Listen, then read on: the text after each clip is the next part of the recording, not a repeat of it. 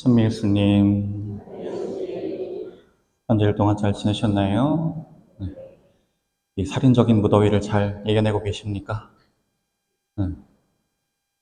지금 동남아처럼 갑자기 비가 와 쏟아질 때는 이놈의 비 진짜 지겹다, 눅눅하고 비 좀 그만하라 싶었는데 막상 그 비가 뚝 멎어버리고 이제 정말 태양빛이 사람을 죽일 것처럼 장렬하니까 이제는 사람이 간사해서 그나마 비가 퍼부어 주었던 그때가 그리워지고 있습니다. 심지어 어제는 사정원 에어컨이 빌빌빌빌 되는 바람에 정말 아무것도 할 수가 없었어요. 하루 종일 그냥 나 오늘 왜 이렇게 무기력하지? 이러고 누워있다가 일어나야 되는데 이렇게 있다가 다시 일어나야 되는데 이러다가 하루가 그냥 지나갔습니다. 모쪼록 이 더위 잘 이겨내셨으면 좋겠습니다. 영양가 있는 거 많이 드시고 그리고 저처럼 귀찮다고 너무 많이 하지 마시고 어떻게든 몸을 움직이셔서 이 더위 잘 이겨내면 좋겠습니다. 오늘은 연중 제18주일이고 오늘도 마찬가지로 생명의 빵에 대한 이야기입니다. 생명의 빵에 대한 이야기를 벌써 3주째 하고 있어요. 2주 전에는 뭐였는지 기억나세요? 2주 전에 우리는 예수님께서 5천 명을 배불리 먹이시는 기적을 일으키시게 되었던 배경, 예수님의 마음가짐, 예수님께서 제자들에게 미리 바라셨던 의도 같은 것들을 봤고요. 지난주에는 5천 명을 먹이신 본 기적을 보면서 그 기적이 어떤 식으로 일어났는지, 그 기적이 우리에게 무엇을 보여주는 표징인지를 봤습니다. 그리고 오늘은 예수님께서 본격적으로 이제는 사람들의 시선을 물질적인 빵에서 영적인 생명의 빵으로 돌리시는 과도기에 대한 내용이고요. 그리고 참고로 다음 주는 제가 없네요. 아이고야, 마무리를 못하겠네. 다음 주는 이제 예수님께서 당신을 살을 먹으라고 이야기하시는 장면들을 통해서 사람들이 예수님을 불편해하고 예수님의 말씀 듣기를 거북해하는 장면들이 복음서에 나오게 됩니다. 아무튼 그런 식의 흐름으로 진행되고요. 오늘은 예수님께서 우리에게 우리가 진정으로 추구해야 할 참된 빵은 무엇인가, 어떤 빵이 우리에게 생명을 주는가에 대한 이야기를 하시는 부분입니다. 유독 한국에서 이런 현상이 좀 더 심한 것 같아요. 뭐라고 그럴까요? 종교심이라면 종교심이고 기복신앙이라면 기복신앙이고 한 게 워낙 세서 그런지 한국 신자들, 특히 한국 천주교 신자들이 기적 아니면 신비 이런 거 참 좋아합니다. 그래서 어디서 그런 게 있다 그러면 거기에 우르르르 달려가서 뭐라도 하나 더 보려고 하시는 모습들을 보게 돼요. 이거 뭔지 아시겠어요? 한국에서도 참고로 들어와서 전시했던 적이 있습니다. 전혀 모른다는 표정이네. 네. 토리노 수이라고 해서 예수님의 시신을 덮었던 그 천이다라고 알려져 있는 그 천이 한국에도 들어와서 전시를 했던 적이 있어요. 저 시대에 이제 저 천 소재가 뭐더라? 아무튼 저를 덮어놓으면 죽은 사람 몸에서 뿜어져 나오는 그 여러 가지 성분들의 모습 때문에 사람의 형상이 이런 식으로 찍히는데 이게 정말 예수님이라더라 라고 해서 정말 예수님이라도 오시기라도 한 것처럼 많은 사람들이 몰려가서 구경도 하고 기도도 하는 모습을 볼 수 있었습니다. 요건 혹시 뭔지 아시겠어요, 그러면? 요거. 혹시 이탈리아 가서 보신 분? 이게 참고로 어디에 있냐면 란치아노 대성당이라는 데 있습니다. 이게 뭐냐면 성체예요. 성체인데 너무 작아서 안 보이시겠지만 시뻘겋게 물들어 있습니다. 네. 란치아노 성당에서 이루어졌던 성체 기적, 그때 그 기적을 일으켰던 성체를 진공 포장으로 해서 성광에 넣어놓은 거예요. 그리고 매년 그리스도의 성체 성혈 대축일이 되면 믿거나 말거나 저 성체가 다시 마치 살아있는 사람의 몸처럼 새빨간 빛을 띠더라 라는 이야기가 전해지고 있습니다. 그래서 성체 성혈 대축일이 되면 란치아노 대성당에 가서 저걸 보려고 하는 사람들이 굉장히 많이 몰린다고 하지요. 자, 요건 뭘로 보이셔요? 정말 십자가로 이게 보여요? 네. 어떻게 십자가?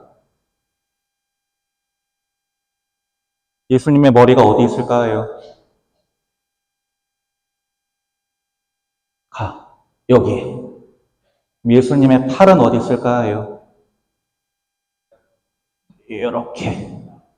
예수님의 몸, 예수님의 다리, 심지어 지금 뒤에 보이는 십자고상에서처럼 무릎을 살짝 꺾은 각도까지도 정확하게 나온다라고 사람들이 우와 했던 구름 모양입니다. 저게 이제 몇 년 전에 KYD라고 해서 한국청년대회 때 폐막미사를 하는데 하늘에 저런 모양의 구름이 떠서 주연님이 이것이야말로 하느님의 은총이고 자비고 섭니다. 그래서 이제 유명해졌던 사진이에요.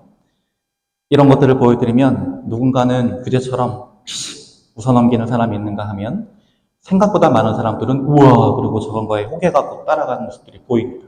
우리 안에 믿음이, 참된 믿음이 부족해서 생기는 현상이기도 할 겁니다. 그리고 또 한 가지, 저런 나름 초자연적인 현상 혹은 나름 기적이구나라고 하는 현상들을 목격한 사람들이 갖는 공통점이 있는데 그것은 무엇이냐면 그 맛을 한 번 보면 못 잊는다는 거예요. 그래서 또 보고 싶어 해요.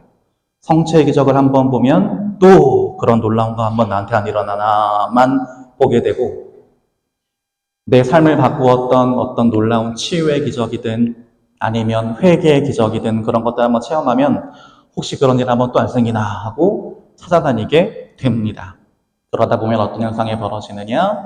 내가 정말 집중하고 신경 써야 할 믿음, 기도, 신앙이라고 하는 본질적인 부분들을 놓치게 되지요. 그렇다면 하느님께서는 왜 우리에게 저런 맛을 보여주시는 걸까요? 우리가 정신 못 차리는데 이렇게. 용구가 우리로 하여금 어떻게 하라고 저런 맛을 보여주실까? 저 맛을 한번 봄으로써 그 체험을 가지고 그 벅찬 기쁨과 감동을 가지고 좀 더 우리 신앙의 일상에 몰입해서 기운내라고 보여주시는 거예요. 근데 안타깝게도 많은 사람들이 그 반대의 경우들을 하는 것을 보게 되지요. 제가 이 이야기를 왜 드리느냐? 5천 명을 먹이신 기적을 체험한 사람들의 모습이 그랬기 때문이에요. 제가 5천 명을 먹이신 기적의 전주에 예수님께서 지향하고자 하셨던 바가 뭐라고 말씀드렸냐면 사람들이 빵의 기적에만 매몰되지 않고 우와 빵이 많아졌어, 와 사람들이 엄청나게 빵을 먹었어, 와 그래도 빵이 이만큼이나 남았어 라고 하는 거기에 매몰되지 않고 어디에 집중하길 바라셨다고 말씀드렸는지 기억나세요? 그 빵을 많게 해주신, 사람들을 배불리 먹여주신 하느님의 사랑과 자비에 집중하길 바라셨다라고 말씀드렸습니다. 그러나 안타깝게도 그들은 그러지 못했어요. 기적을 체험했다면 거기에 스며있는 하느님의 사랑이 무엇인지, 하느님의 은총이 무엇인지 곰곰이 되새겨보면서 내 믿음이 더 깊어지고 단단해져서 좀 더 힘을 내서 하느님의 뜻을 충실히 따르며 살아야 하는데 그들은 빵을 많게 하시는 예수님의 그 놀라운 기적을 체험하고서도 더 높은 차원의 믿음으로 더 깊은 차원의 사랑으로 고양되지 못하고 그 모습 그대로 머무르면서 또 뭐 먹을 거 없나만 찾아다녔던 겁니다. 그래서 수십 킬로미터를 배를 타고 예수님을 따라가는 모습도 오늘 복음에서 드러납니다. 예수님의 일행이 안 보이자 마음이 불안해졌나 봐요. 그래서 그들은 배들에 나누어 타고 예수님을 찾아 카파르나움으로 갔다. 그들은 호수 건너편에서 예수님을 찾아냈다라고 기록하고 있습니다. 사실 이거랑 비슷한 장면을 저희는 2주 전에도 봤어요. 어떤 모습이었었죠? 예수님이 먼저 복음을 선포하라고 파견 보내셨던 제자들이 돌아와서 예수님께 예수님 더러운 영들이 저희의 말에 복종합니다 하면서 잔뜩 구무되어 있을 때 예수님께서 너희는 따로 외딴 곳으로 가서 좀 쉬어라 라고 하시면서 제자들을 데리고 그 외딴 곳으로 가셨는데 막상 거기 가봤더니만 어떤 일이 벌어졌어요? 예수님을 너무너무 만나고 싶었던, 예수님과 떨어지고 싶지 않았던 그 군중들이 그 배가 어디로 가는지를 가만히 보고 있다가 어떻게 해서 육로를 수십 킬로미터를 우다다다다다다 달려서 예수님이 가고 하셨던 그곳에 먼저 가서 예수님을 하고 기다리고 있었다라고 기록하고 있습니다. 마치 어제 상암 월드컵 경기장에서 수많은 7번들이 흥민 씨 얼굴 한번 보려고 오매불망 기다렸던 것처럼. 근데 그때랑 지금이랑은 분위기가 달라요. 어떻게 다르죠? 그때는 진짜 순수한 열망이었어요. 예수님을 보고 싶다. 예수님과 함께 있고 싶다. 저분이 나에게 좋은 것을 일으켜 주실 거야.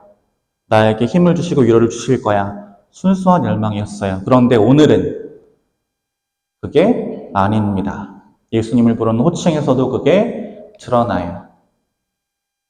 예수님을 보고서 갑자기 무슨 생각이 들었는지 랍비 어디 계셨었어요? 우리가 찾았잖아요. 라고 질문해요. 랍비는 당시에 사람들에게 율법을 가르치던 스승을 가리키는 말입니다. 군종은 예수님께 율법을 배운 적이 없어요. 근데 갑자기 스승님이라고 불러요. 우리가 사회에서 나랑 일면식도 없는 사람한테 규재 선생님이라고 하면 이건 보통 어떤 의도를 담고 있나요? 제가 얘한테 뭐 부탁할 게 있을 때, 얘가 나한테 뭐 해줄 수 있는 게 있을 때, 그럴 때 우리는 보통 얼굴에 착 철판을 갈고 선생님이라고 불러요. 얘가 나를 가르친 적이 없는데, 난 얘한테 배운 적이 없는데 그렇게 부릅니다. 그 호칭에서 그들의 의도가 명확하게 드러나요. 아, 니네 나한테 뭐 바라는 게 있어서 왔구나. 뭐 더 얻어먹으려고 왔구나. 뭘 더 채우려고 왔구나. 바로 적은 양의 음식으로 배불리 먹는 그런 신기한 현상만 그들 마음속에 남아있었기 때문에 그들은 더 크고 더 놀라운 기적을 체험하기 위해서 더 맛있는 빵을 더 배부르게 먹기 위해서 그렇게 자기들의 물질적인 부족함을 예수님의 능력으로 채워서 예수님을 등에 업고 한번 부귀영화를 좀 누려보려고 예수님을 찾아다니는 모습을 보입니다. 그리고 예수님은 그런 그들의 모습을 안타깝게 바라보시지요. 그들은 이것을 알지 못했어요. 눈이 높아졌어요. 기적을 체험하다 보니까 눈이 높아졌고 2주 전에 순수한 마음으로 예수님을 찾아나섰던 그때와는 뭐가 바뀌었습니다. 뭐가? 예수님께 기대하는 바가 많이 바뀌었어요.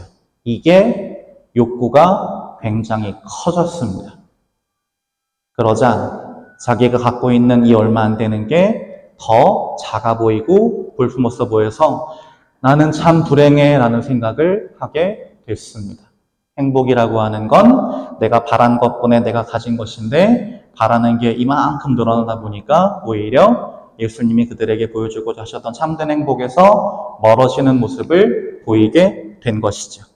그래서 예수님께서는 그들에게 분명하게 말씀하십니다. 니네 나를 사랑해서 온 거 아니고 나랑 함께 있는 게 좋아서 온 거 아니고 빵 먹으러 왔냐? 라고 하시면서 너희는 썩어 없어질 양식을 얻으려고 힘쓰지 말고 길이나마 영원한 생명을 누리게 하는 양식을 얻으려고 힘써라 라고 그들에게 분명히 말씀하십니다.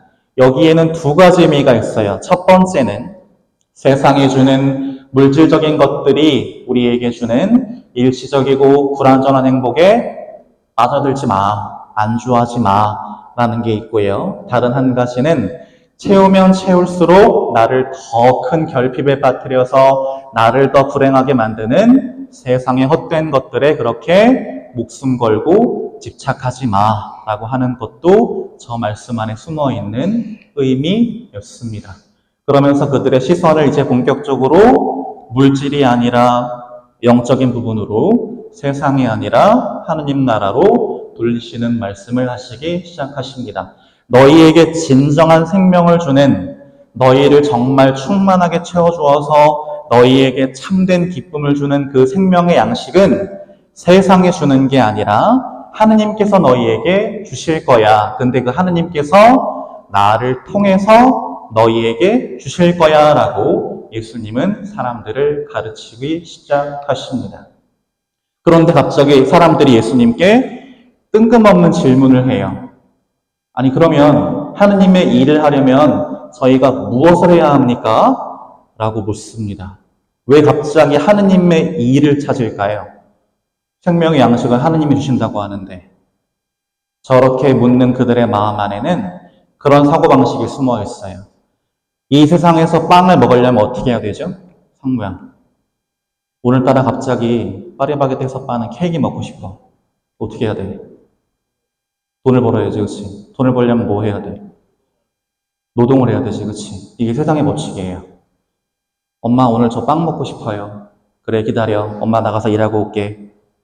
그래서 이들은 하느님이 그 생명 양식을 주신다고? 그럼 우리가 하느님을 위해서 노동을 해야겠구나 라고 생각해서 예수님께 하느님의 일을 하려면 저희가 뭘 해야 됩니까? 라고 물었던 겁니다. 그런데 예수님께서는 뭐라고 하시냐면 하느님의 일은 그분께서 보내신 일을 너희가 믿는 것이다 라고 그들에게 말씀하십니다. 여기서 굉장히 중요한 의미가 드러나지요.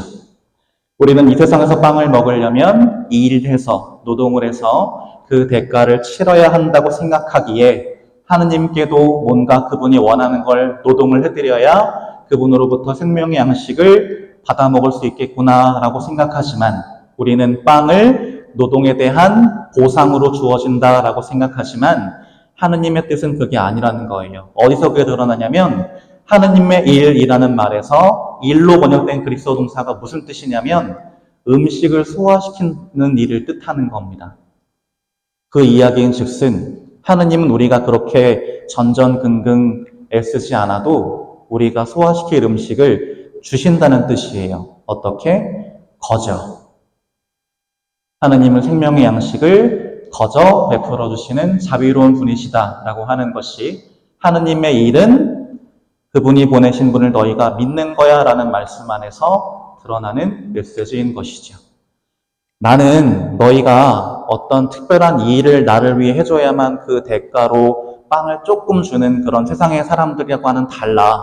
너희들에게 거저 베풀어 줄 거야. 내가 바라는 건 너희가 내가 주는 생명의 양식을 잘 받아먹고 제대로 소화시켜서 그것이 너희의 몸과 영혼에 피가 되고 살이 되는 거야. 그래서 너희가 그 힘으로 영원히 기쁘게 잘 사는 게 내가 하고자 하는 일이고 내가 너희에게 바라는 일이야 라고 하느님께서는 예수님을 통해서 우리에게 말씀하고 계시는 겁니다. 그런데 그 생명의 양식이라고 하는 것은 그렇기 때문에 물질적인 빵하고는 완전히 다른 차원의 이야기입니다. 그 양식은 어디에 있느냐? 여러분 앞에 꽂혀져 있지 않죠? 성경책이. 집에 한 권씩좀 가지고 계실 그 성경 안에 들어있는 바로 하느님의 말씀이 하느님께서 우리에게 베푸시는 생명의 양식이다라고 예수님은 우리에게 말씀하고 계십니다. 그리고 무엇을 강조하시느냐면 그 양식이 내 몸에 피가 되고 살이 되려면 저렇게 자린고비처럼 천장에 굴비를 매달아 놓고 밥 한 숟갈 먹고 굴비 한번 쳐다보고 밥 한 숟갈 먹고 쳐다보고 해봐야 밥만 내 몸으로 들어가지 굴비는 안 들어오잖아요. 그런 것과 마찬가지로 하느님의 말씀이 너희에게 정말 참된 생명의 양식이 되려면 그 말씀을 눈으로만 쳐다보지 말고 귀로만 듣지 말고 그 말씀을 내 안에 받아들이고 행동으로 실천해야 그게 너희에게 진정 참된 생명의 양식이 되는 거야 라고 우리에게 말씀하시는 거고 우리를 그렇게 영적으로 살찌우시기를 바라시는 것이 바로 하느님이 원하시는 그분의 일이다라고 예수님은 저 말씀을 통해서 우리에게 이야기를 하고 계시는 겁니다. 그런데 군중들은 그 말씀을 듣고 조금 잘못된 길로 빠져들어요. 믿음이라는 말 예수님으로부터 들었죠. 하느님의 일은 그분께서 보내신 일을 너희가 믿는 것이다 라고 해서 믿음을 떠올리고 그리고 생명의 양식이라고 하는 예수님의 말씀에서 양식이라는 말을 떠올려서 그 두 가지를 합쳤더니만 그들이 어디에 도달했냐면 만나라고 하는 옛날 기억을 떠올리게 됐어요. 하느님께서 우리가 그분을 믿었더니만 우리가 먹으라고 양식을 주셨던 옛날의 그 사건, 우리 조상들이 먹었던 그거 만나라는 걸 떠올리면서 예수님은 그들에게 믿음을 가지라고 하시는데 오히려 그럼 그 믿음을 어떻게 우리한테 갖게 할 건데요? 라고 예수님께 적반하장식으로 물어보면서 자랑하듯 예수님 앞에 이야기합니다. 우리 조상들은 광야에서 만나를 먹었어요. 우리 조상들은 하느님께서 직접 주신 정말 특별한 음식을 먹은 아주 대단한 사람들이에요. 그리고 모세는 진짜 더 대단해요. 근데 당신은 우리한테 뭐 줄 거지? 라고 예수님께 질문하는 거죠. 만나가 이스라엘 백성들에게는 하나의 표징이었기 때문입니다. 하느님께서 우리와 언제 함께 하시면서 우리를 보살피시고 지켜주신다라고 하는 그 표징이야말로 만나였기 때문에, 자, 하느님께서 만나를 통해서 우리에게 믿음을 갖게 하신 것처럼, 그럼 당신은 우리의 믿음을 어떻게 더 강하게 할 건데? 라고 예수님께 질문하고 있는 것입니다. 그러자 예수님께서 그들에게 말씀하시죠. 하늘에서 너에게 참된 빵을 이루시는 분은 내 아버지시다라고 이야기하십니다. 잘못된 점을 바로잡기 위해서예요. 무엇을? 이스라엘 백성들은 어디에만 집중하고 있었나요? 우리 조상들이, 내 할아버지가 그때 광야에서 만나를 먹었잖아에만 집중하고 있었어요. 중요한 게 빠졌죠. 뭐가? 그 만나를 누가 주셨고 왜 주셨는지를 떠올리게 하시려고 예수님께서는 하늘에서 너희에게 참된 빵을 이루시는 분은 내 아버지시다라는 분명한 사실을, 분명한 진리를 그들 앞에서 다시 한번 확인해 주십니다. 그렇게 함으로써 그들이 어떻게 하기를 바라셨냐면, 그들이 빵 자체가 아니라 빵을 주신 분인 하느님의 사랑과 자비를 기억하고 되새기면서 그분의 뜻을 따르기를 바라셨습니다. 만약 그들이 하느님께서 우리에게 정말 큰 사랑을 베풀어 주셨구나라는 참된 믿음을 가졌다면, 그들은 내가 오늘부터 너희한테 앞으로 계속 만나는 양식을 줄 건데 그날 먹을 만큼만 모아드려 라고 했던 하느님의 말씀을 어기지 않았을 겁니다. 욕심이 눈에 뒤집혀서 이만큼 모아놓고 다음날 봤더니만 하느님 말씀대로 구더기가 끓고 있는 그런 모습들이 일어나지 않았을 겁니다. 그리고 더 나아가서 그들이 하느님께서 친히 마련해 주신 그 놀라운 양식을 먹으면서도 참된 생명을 얻지 못하고 광야에서 죽어가는 슬픈 일은 일어나지 않았을 겁니다. 그들의 조상들이 광야에서 만나를 먹고도 죽었던 건 하느님께 대한 그들의 믿음이 너무나 약했기 때문이고, 예수님은 바로 그 점을 지적하고 계시는 것이죠. 그래서 저 질문은 잘못됐어요. 무슨 표징을 일으키시어 저희가 그걸 보고 선생님을 믿게 하시겠습니까? 라고 물어요. 뭐를 주면 그게 당연한 줄 알고 더 요구하는 모습입니다. 예수님은 이미 표징을 보여주셨어요. 언제? 불과 지난주에 어떤 표징을? 적은 양의 음식을 하느님께 대한 감사의 기도를 바치면서 기쁜 마음으로 나누었더니만 수천 명의 사람들이 배불리 먹고도 이만큼 남는 기적을 이미 보여주셨어요. 그 이상의 표징은 없어요. 하느님의 사랑, 하느님의 능력, 하느님의 자비를 우리는 그 사건을 통해서 얼마든지 깨달을 수 있는데, 그들은 그 생각은 안 하고 그러면 더 보여줘, 더 우리한테 놀라운 거를 경험하게 해줘라고 예수님을 닥달하고 있는 겁니다. 이 그림에 있는 이 사람처럼 예수님이 어디에 계시는지를 찾으려면 눈을 오히려 낮춰야 하는데, 이렇게 높은 곳에 서서 어디 계시지? 하고 엉뚱한 데서 예수님을 찾는 모습을 보이고 있는 것이죠. 참된 믿음이라고 하는 건 누가 더해주는 게 아니라 하느님께 나를 온전히 의탁하고 그분을 따르는 나의 의지와 결단을 통해서 깊어지는 겁니다. 또한 나를 구원으로 이끄는 표징이라고 하는 건 내가 가만히 있으면 누가 보여줘서 알게 되는 것이 아니라 내가 하느님께 대한 참된 믿음으로 세상과 삶을 바라보면서 거기에 하느님의 어떤 뜻이 담겨 있나, 하느님은 거기서 무엇을 하고자 하시는가라는 것을 내가 적극적으로 찾을 때 우리는 그 안에서 하느님의 우리를 위한 사랑의 표징, 구원의 표징을 알아보게 되는 것이죠. 그것이 우리가 지녀야 할 마음가짐이고 우리가 가져야 할 참된 믿음인 것입니다. 그래서 우리가 그런 표징들을 믿음으로 알아보고 실천으로 해 나갈 수 있을 때 우리는 하느님께서 우리에게 꼭 필요하고 정말 중요한 것들을 충만하게 채워주시는 사랑과 자비의 주님이시구나라고 하는 걸 깨닫게 될 거고, 그런 하느님이 언제나 나와 함께 계시면서 나를 지켜주시는구나라고 하는 신뢰를 갖게 될 겁니다.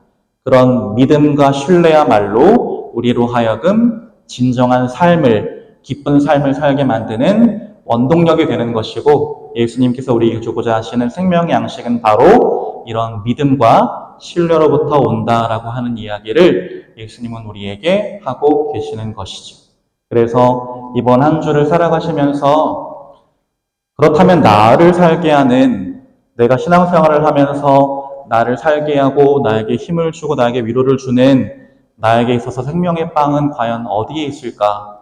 나를 살리는 하느님의 말씀은 과연 어떤 말씀일까? 그런 것들을 좀 잘 생각해 보시면서 그렇게 말씀 안에서 내가 살아갈 희망과 위로와 힘을 찾는 한 주 보내보셨으면 좋겠습니다.